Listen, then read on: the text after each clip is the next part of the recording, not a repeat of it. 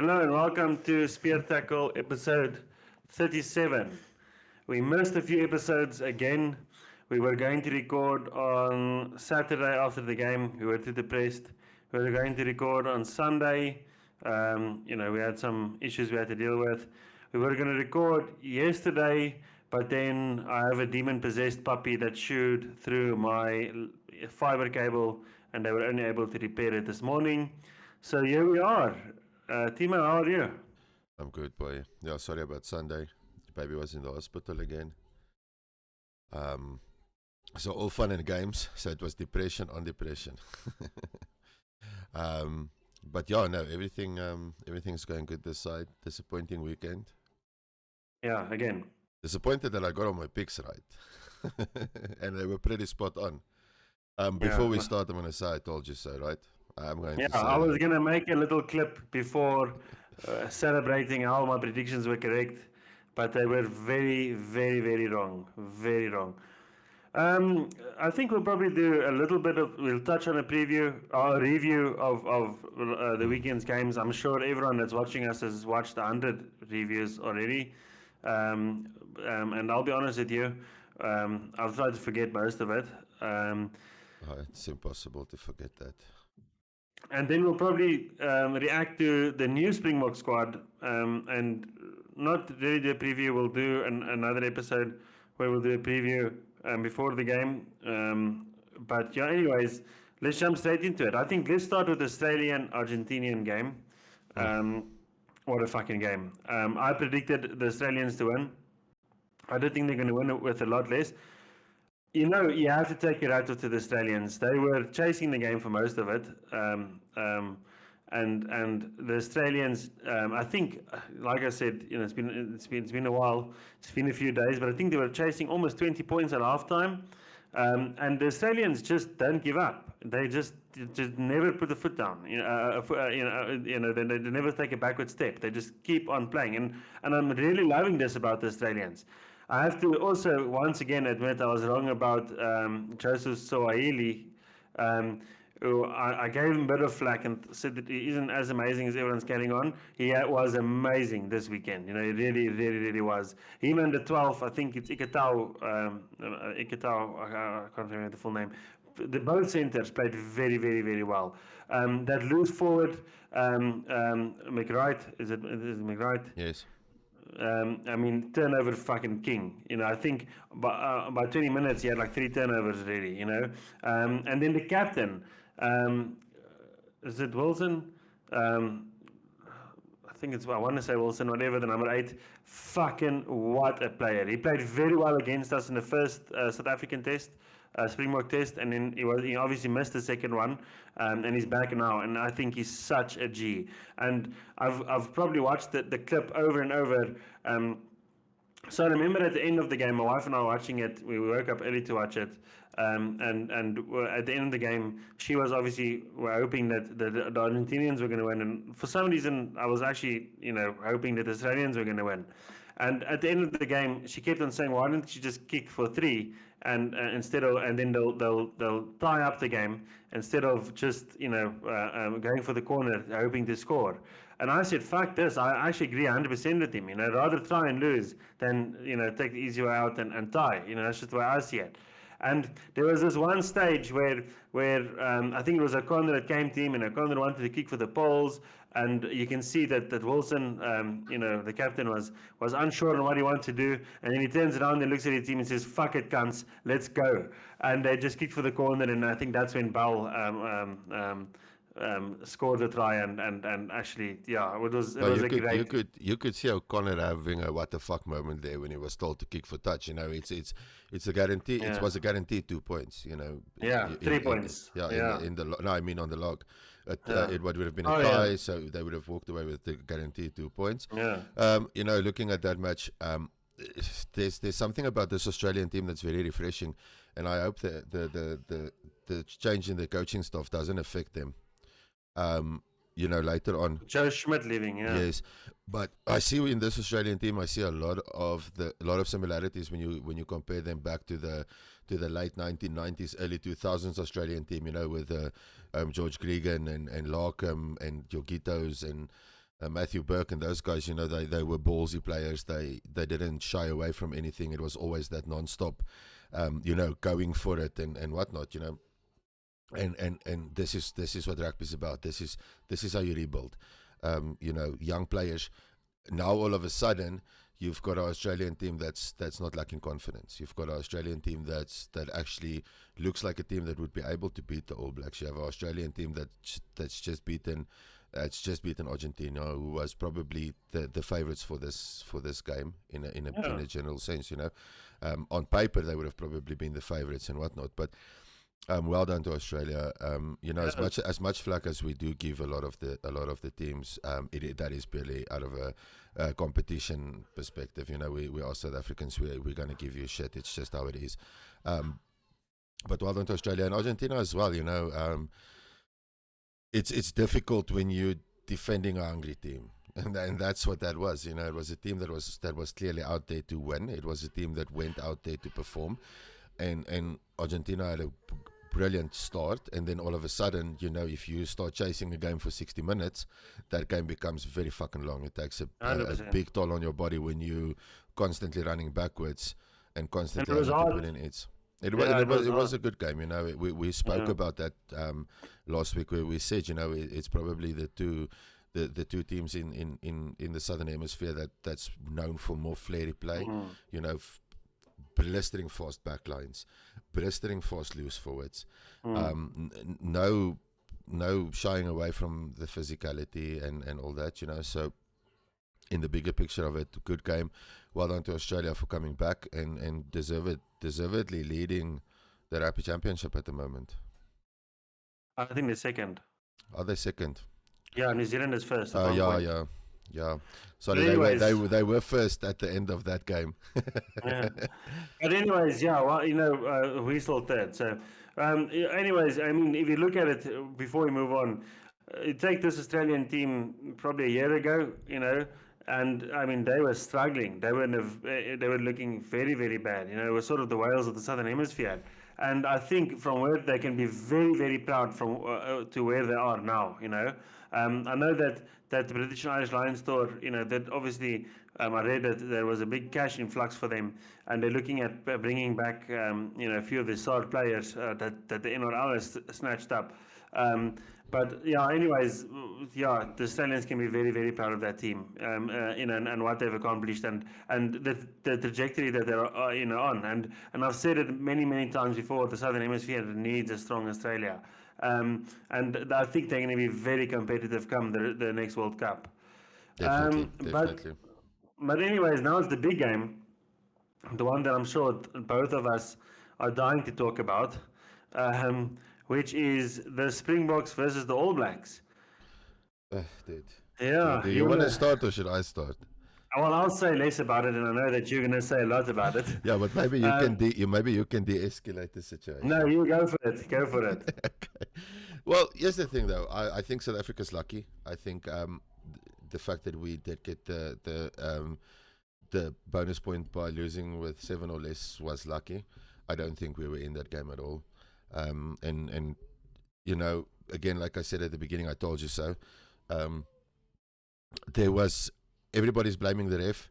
I don't think the ref had a good game, but I don't think he had a brutally bad game. Yeah, he had a bad game, but I don't think he's not why we lost. Yeah, a little bit of inconsistencies when it came to there was one yellow card, so a little bit of inconsistency with that. With similar scenarios and stuff like that. I don't think the ref played a big enough factor in that match that we would have won it. And this is the thing that rugby is all about. And this is something that New Zealand have started doing very, very well. Is they push that boundary, of where they can go with and get away with it. And that's what they do very, very, very well. They've always been very well with that. Yeah. So New Zealand did what New Zealand does, and they got away with it. We didn't have the impact, No. I was looking afterwards. We were late getting to the ball when a player went down. A lot of people are going Peter Steph the toy. What a good player. I think he's totally shit. There's too many times that he ran into situations where. We're going to get a lot of hate for that. I And don't think that's true. but here's the thing, you know, we can look at it. Did he put in tackles? Yes. Did he carry the ball? Yes.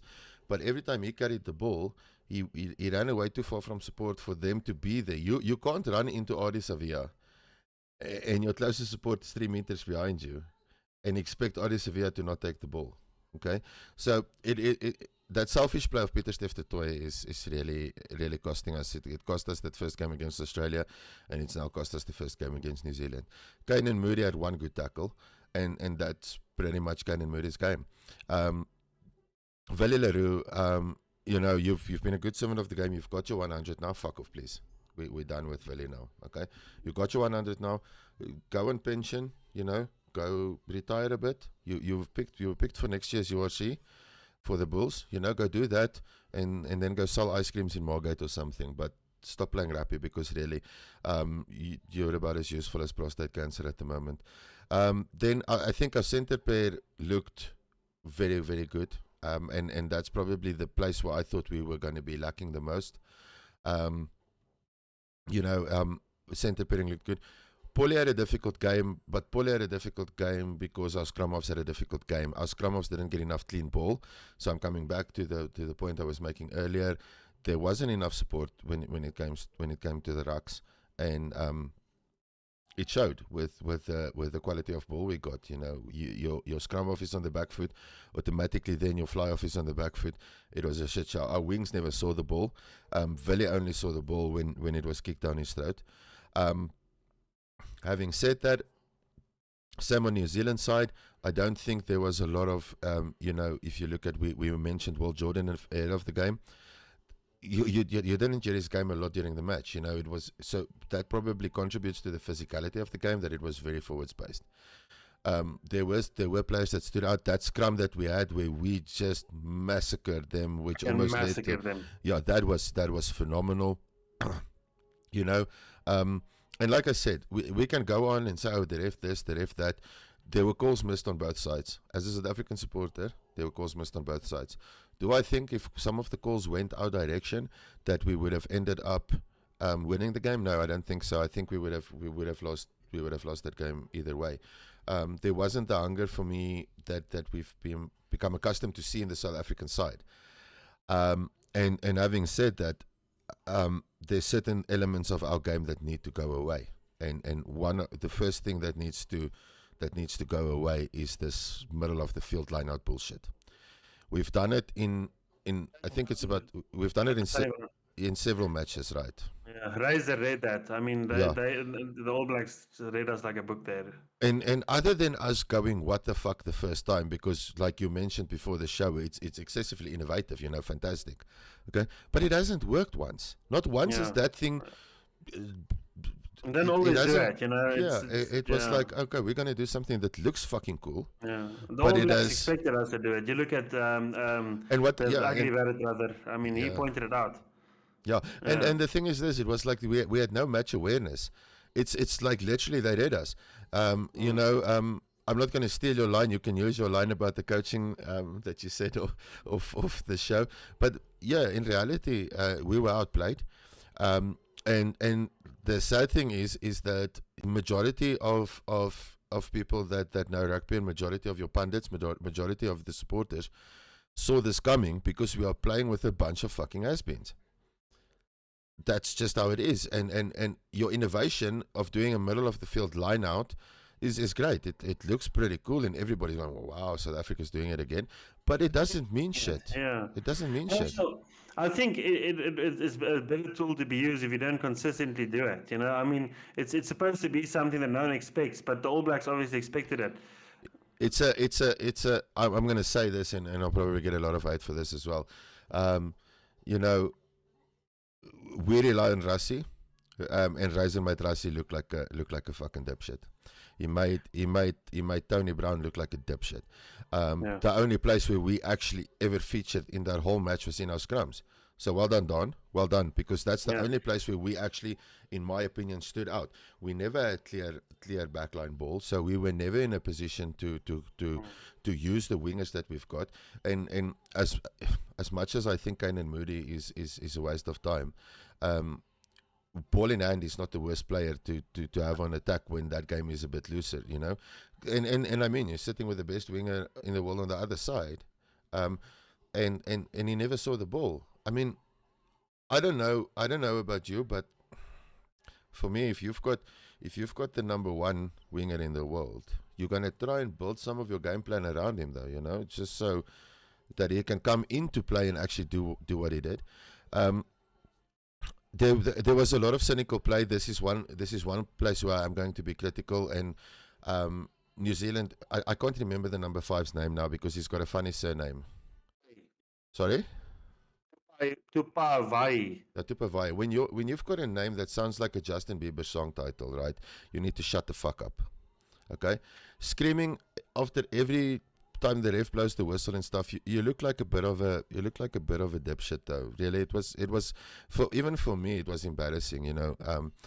You were screaming and you were celebrating and stuff like you guys had just won 27 World Cups. You need to just chill the fuck out. Have some water and let the play move on. I mean, and then the other thing is that other guy that came on, the replacement that slapped Sasha Feinberg and Gomozulu.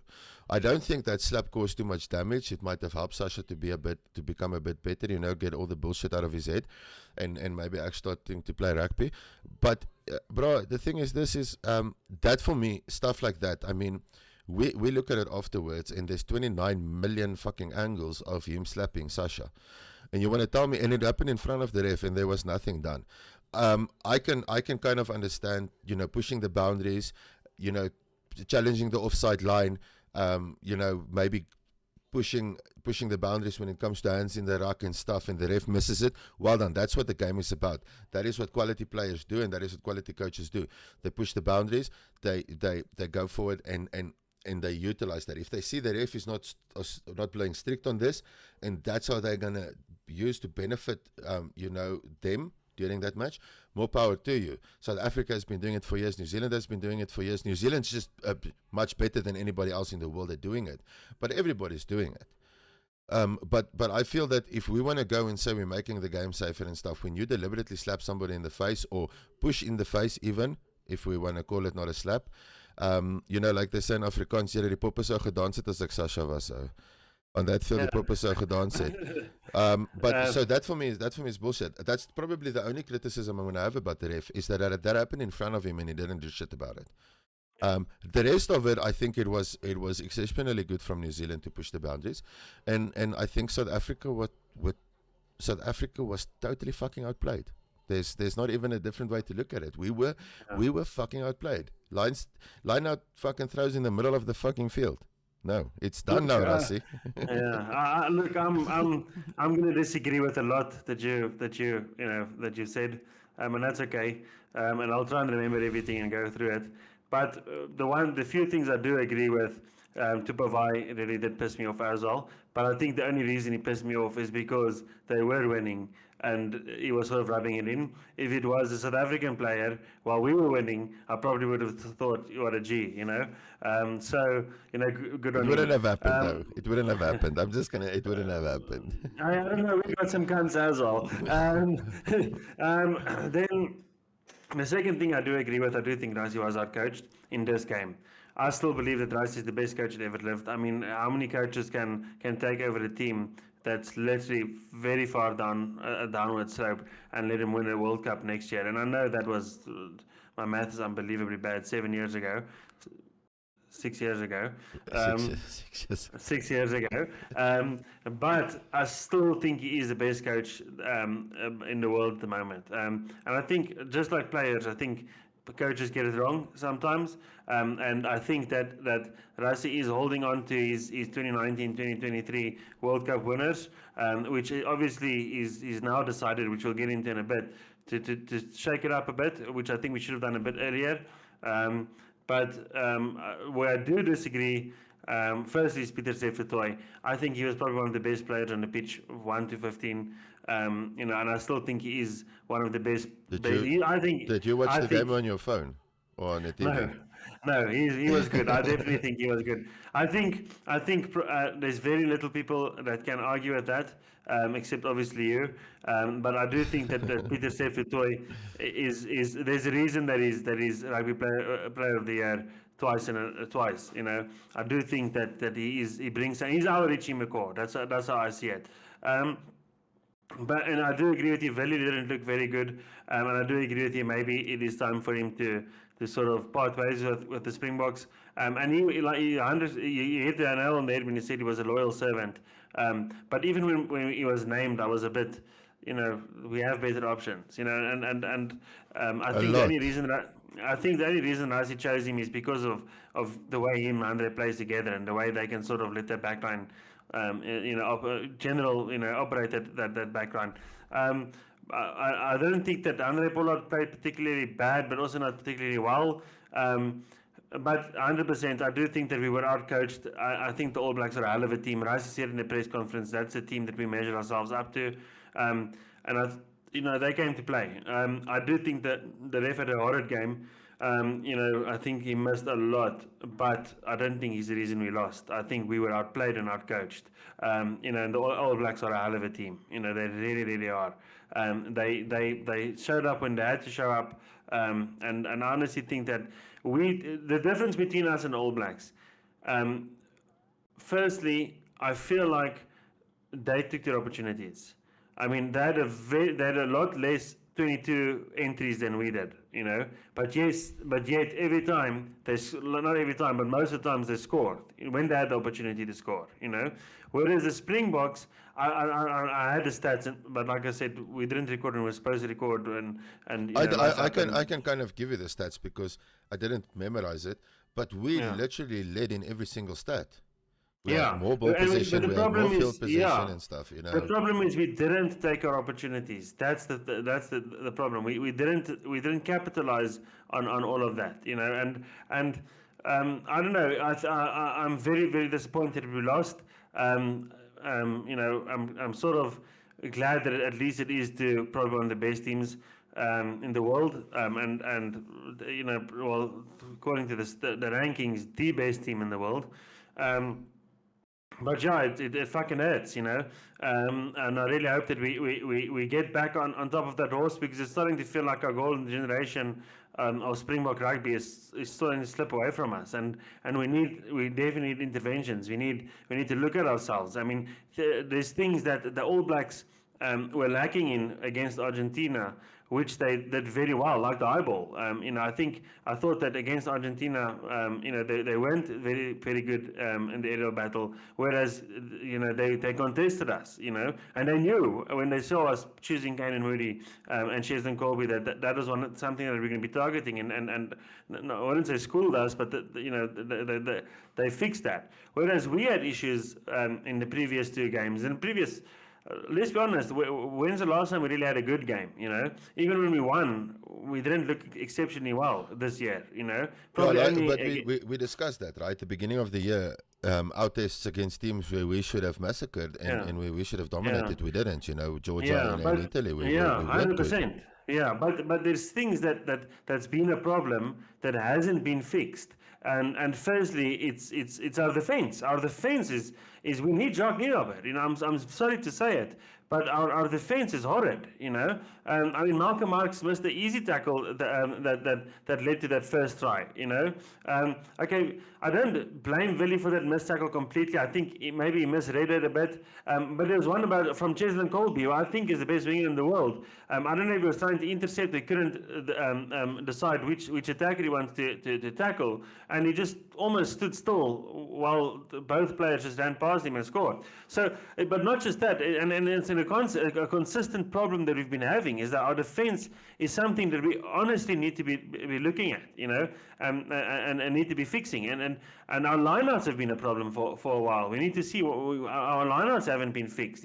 We keep on using 4-man jumpers, and it's easier for them to contest the lineout when we have so little people in it. There's a lot. I just feel like we're not really shooting shots, and I think we're sort of lucky that the game didn't run away with us, I think South Africa is very lucky. I honestly think South Africa is very lucky, and I have to say this match proved that luck was on our side because New Zealand is not on form. No, On form New 100%. Zealand. Last year's New Zealand, or the 2023 New Zealand that we played in the finals, if they pitched up for this match, we would have lost with 70 points. No doubt about it. Yeah. Look, I think that the All Blacks have been bad. Not okay. Bad is the wrong word. They haven't been as good for a while. Even pre 2023. But they were definitely better than us on that day. And you're 100% right. That game could have got very ugly very quickly for us. So and like I said, the difference is they took the opportunities and they fixed what needed to be fixed, and that's brilliant coaching. I know Razor was they were calling for his head last week or the week before when they lost to the Argentinians, and I think the All Blacks should be very proud of what they've accomplished. They analysed us and they did it very very well. So yeah, well But done again, to the All Blacks. that's the thing we say, right? It's about improving, and it's about building. The rugby at the moment where rugby is so advanced. This professional era that we entered in is so advanced. You can play the same team today and they're going to run circles around you, and tomorrow they pitch up playing a forwards game and they just dominate you in the front. Yeah. It's almost like I get the sense is that South Africa has kind of started looking at it from this recipe. We're going to bake new cakes. We're going to bake a caramel cake, but we're going to use a chocolate cake recipe. And now we don't understand why the cake still tastes like chocolate. Yeah. We need to adapt and bring in the innovative things. We can say, for example, the line out in the middle of the field. It's innovative. You tried it once, you tried it twice, you didn't benefit, you didn't pick any fruit from it. Yeah. Why the fuck are you doing it against the best team in the world? Yeah, 100%. Okay, and then the other thing is like the one thing just on the innovation, the underestimation thing at loose forward. Well, listen, For me, you know what? You know how critical I was in the past about Andre Esterhuizen. I didn't hide it. Yeah. I didn't hide it. He's the best number 12 option we've got at the moment. Okay, it is fucking degrading and disgraceful for a coach to pick that player on loose forward when he's applied and he's focused his whole career to play the best number 12 he can play. It's just as well I go now and say, Rassie, listen here, you're still going to be the head coach, okay? But you need to wash the guys' boots and underpants after the game. Don't do that. These are professional athletes. When you're going to start treating them like circus monkeys and you get circus monkey results, don't be fucking surprised. Yeah. But we still Rassie Rasmus is still the best coach in the world. But I think let's go. I think we've gone through a lot of our time already, and I think let's start with the new team for the next match, which Rassie announced on Monday, which really made my fucking day. Okay, so I'll read the team first, and you can jump into it first, right? Okay, go for it. Your opinion. Okay, so we're seeing a very pattern here, or a strong pattern coming through regarding our front row. Oxenche, Malcolm Marx, and Thomas the Tank. Solid front row. Interesting at lock. Lode Jager and Roan Orkia. It's very interesting for me that, but we'll get into the discussion of that now. Sia makes his return to number 6. Peter Steph de Toy at number 7. A registered guy at 8th with Jasper Visser. Reinach finally getting a start. Next to Sasha Feinberg and Gomezulu, probably the pairing we're going to see next year at the Stormers quite a bit, or while in the URC later at the Stormers quite a bit will probably be that. Ethan Hooker finally getting a start at 11. Damian Willems and Kane and Moody going on 12 and 13. Cheslin Colby retains his 14th position, and Apelele Fassi coming in at 15. Replacements pretty much the same that we had last weekend with the front row. Marnus van der Merwe, Jan Hendrik Wessels and Wilco Louw. RG Snyman coming off the bench. Kwagga Smith coming off the bench. Grant Williams coming off the bench. Mani Lebok and then obviously Andre Esterhuizen, who we just mentioned before going into the team, So very, very, very, very interesting. Very interesting. Yeah, look, I haven't been excited. I'll be 100% honest with you with the team announcement in a long time. I always felt like we're sort of choosing the same old, and the new faces that we are choosing are not really the new faces I wanted to see. Um, and then I think with this, when this team got announced, I was ecstatic. And there's a few choices, obviously, that I don't agree with. But I'm not the fucking Springbok coach. So yeah, my thoughts on it will probably be a little less intense than yours. So I'll just go through it quickly. Auction chair, Malcolm Marx, I'm very happy he got chosen. Even though I thought he had a shit game last weekend. And I think that sort of Rassie Erasmus obviously shows that he still backs him. I always say good players have bad games, also have bad games. Thomas Satoy also didn't look too hard last weekend, but the weekend before he looked very, very good. So I'm very, very happy that Thomas Satoy is I think there's a lot of potential in him. Sorry, excuse me, I really do. I think he will be a regular starter. He is an unbelievable player. Even Etzebeth getting dropped for Lotte Jager, I don't understand that. And a lot of my friends have been saying that they have to rest Eben. Rest him for what? This is probably one of the last one of the biggest games of the year. I know we got France and Ireland coming up, but that doesn't compare to the All Blacks that just fucking whipped us. So I don't know why Eben gets dropped. I think he's fucking legend. But still, Lotte Jager is still a very, very good player. Rowan Orkia, very, very good. Siya Kolisi back at captain. I'm very happy about that. Peter Steph Toy, Jasper Visa. I'm so happy Jasper is back. I think we have been bleeding without Jasper. And there's no 8 on Siya, but Siya is not an 8, let's be honest.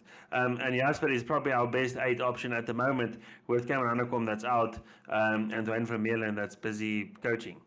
Then Cobus Reinhardt, he looked very well when he came off the bench for the All Blacks, and that probably must have been the thinking behind Rassie starting him. And then Sasha, I always say that Sasha is the future. I know that you disagree, but he is. He's a very good in-between from what Mani gives and what Andre gives. He can do both. He's a very physical player. He likes to get physical, and he's not scared of contact, which I love about him. And I think when he turns it on, he turns it on.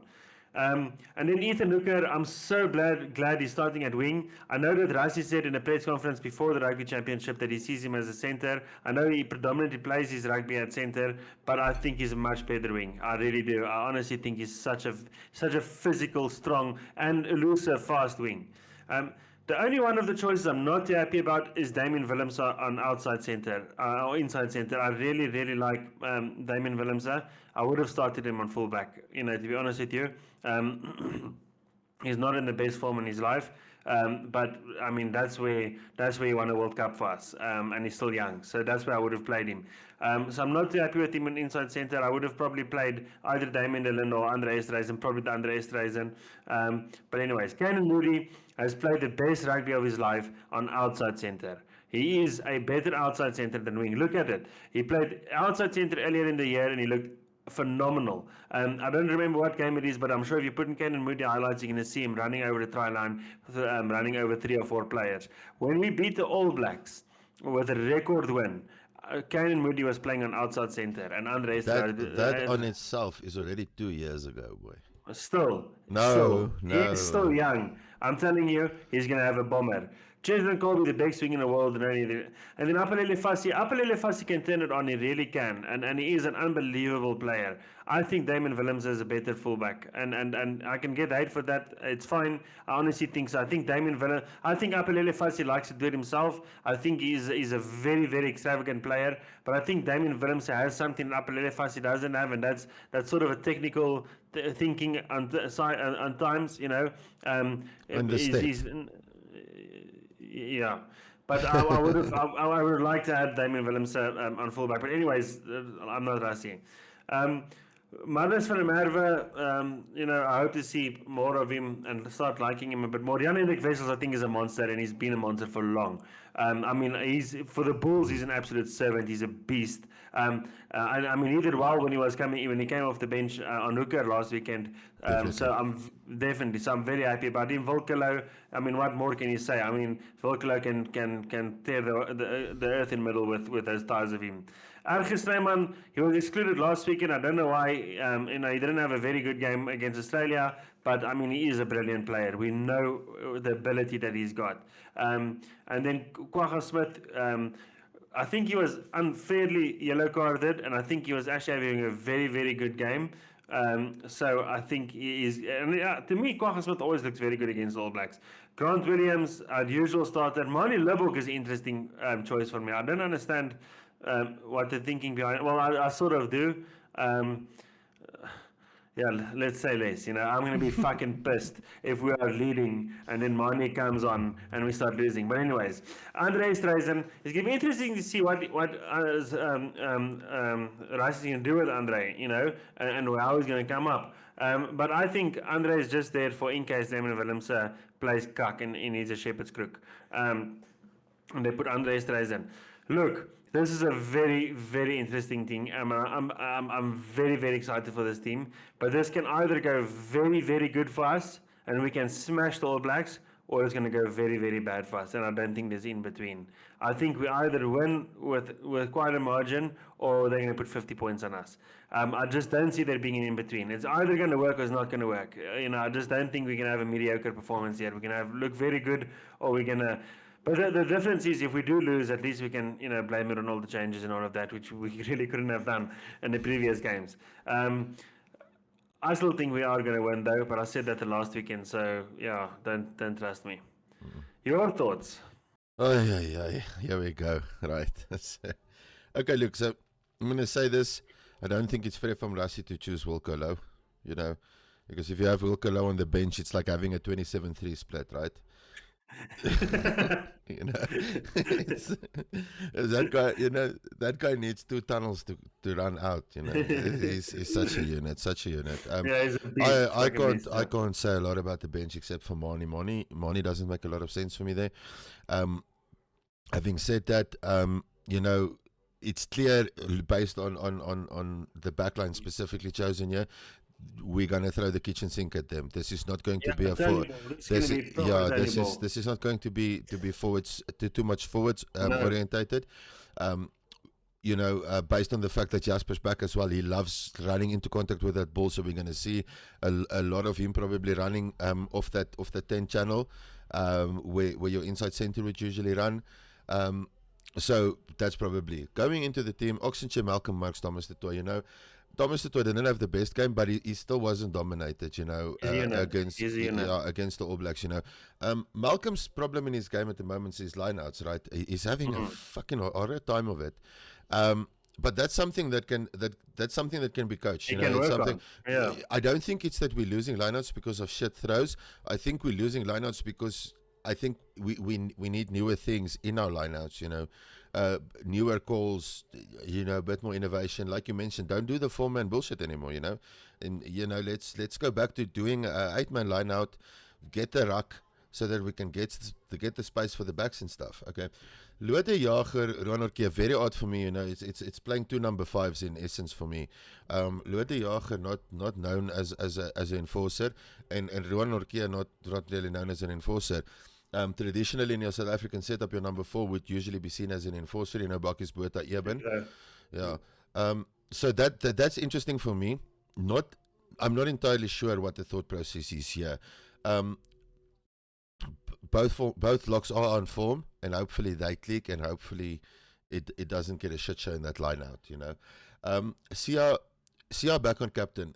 I don't think Sia is there other than being the captain and potentially giving a bit of experience to the rest of the team, seeing that familiar leadership role and whatnot. I don't think he's the best number 6 we've got available in South Africa anymore. No offense, loyal servant, was a great still captain. One of the best. I really like the way he plays. I think but the thing is, he doesn't have another World Cup in him. He doesn't. You can see it in his... you can see it in his body, bro. Hy's altyd te veel raak gery.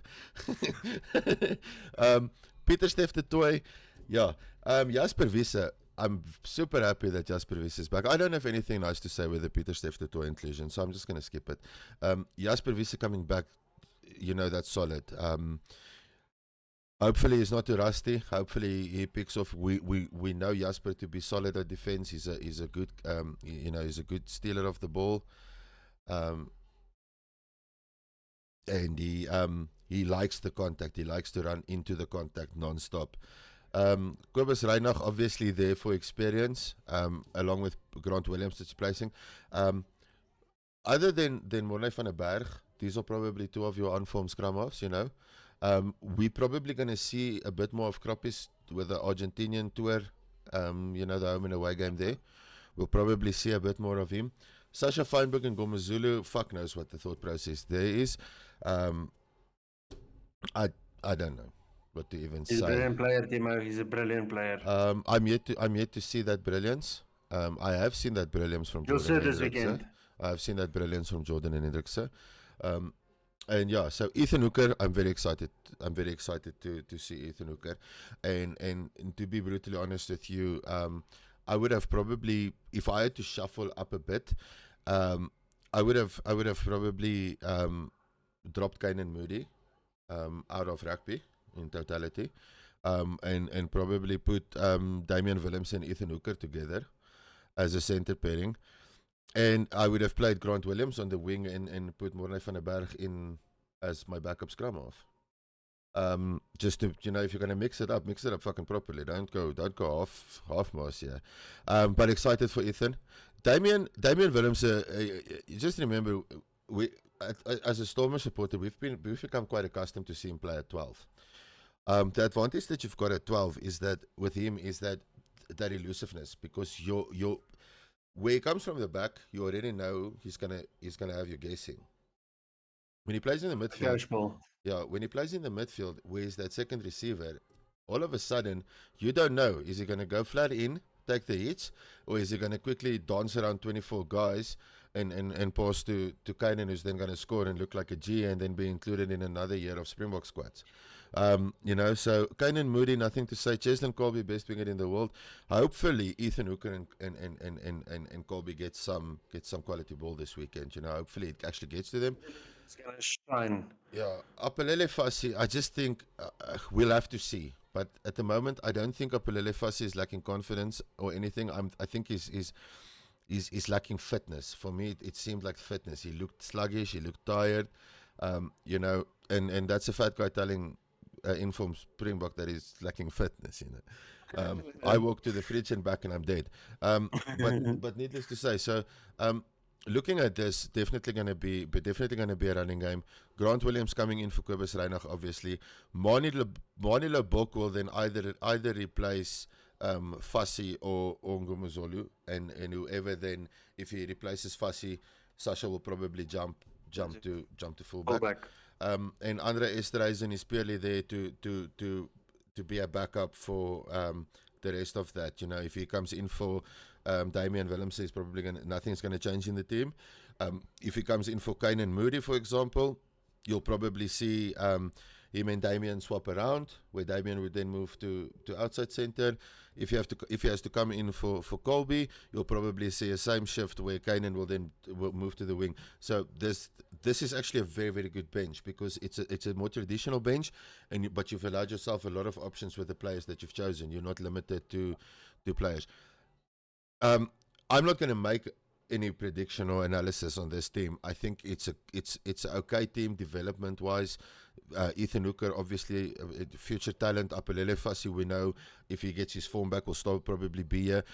Damian Williams, Kainan Moody needs a lot more than form, but he's still young, like you mentioned. So in general, Ruan Nortje is still there. Jasper Wiese is still there. There's a lot more of a structured developmental team. Do I think it's going to be very interesting? Yes. But if this team does go, and let's say, for example, New Zealand, so let me ask you this question. If this team does go on and New Zealand pick a similar team or the same team that they played at Eden Park with, and this team massacres them, how do you explain that to the guys that were in the previous match? because then clearly the problem is with the players. Look, I don't think it's the same, and I'll tell you why. Again, it can't be the same because that number 14, that young guy that scored, he's injured. But anyways, the fact is, I think it's not the same. I think the sort of sometimes remember, I've mentioned before on the show. Sometimes when you have quality against quality, you need something to edge you to beat your opponent, and I think that's hunger. And I think the All Blacks were a lot more hungry than we were, and that's how they were able to take their opportunities, you know. And I mean that comes down to Adi Sevilla, who played brilliantly. He's definitely the best 8 in the world. Who played his 100th match. They were playing at Eden Park, where they have this 30-year unbeaten streak. You know, it was just everything. You know, everything just went well for them, and I think that gave them that hunger to give them that edge above us. So I think the Springboks and then now again will probably have a bit more hunger for the next game, because I think they've just lost twice the Rugby Championship. We lose one more time and we're out. You know, it's very difficult for us to win as it is, not impossible. And then we play for the wooden spoon. If we lose now, it's very possible. You know, it's very, very possible. So look, I don't think it's completely impossible for us to win, but we need to win this game, and we know we cannot lose against Argentina either. So I think there's a lot on the line for us. Whereas you know, the All Blacks, they've already proved their point. You know, I think they still will be very hungry. I just think that these guys here in this younger team, especially, are going to want to prove a point. They're going to prove that they deserve to be in this team. Ethan Hooker said before the Test match, I mean, before in the press conference, that when he got called up, he had a look at the games that we were playing against the Rugby Championship, and he never dreamed that he was going to start against the All Blacks. So he's going to want to prove a point, you know. So, anyways, yeah, I think that hunger is that's gonna sort of give us the edge this weekend. I honestly do think that we are going to win it. I've been wrong so many times before, and I might be again. I really don't want to have another I told you so weekend. No. Last weekend was the no. We'll do in our episode later in the week. We'll do our predictions. We'll do a prediction. I'm not going to. Let's look at the All Black team. Yeah, let's look at the All Black team. I want to see the All Black team first. And at the moment, is Caleb Clark back? Caleb Clark for the All Blacks, is he not? I actually think he's back, and I actually think he might be playing in this. You know, we'll see when they choose, but I don't know why I thought that he might be back, because he's also a very, very good winger for them. That's going to be a very nice matchup. Ethan Hooker and Caleb Clark, both bulky wingers, going up against each other. Yeah, we'll have to see. You know, I think this team has the potential to do it. You're looking at a lot of the future South African players, you know, in general.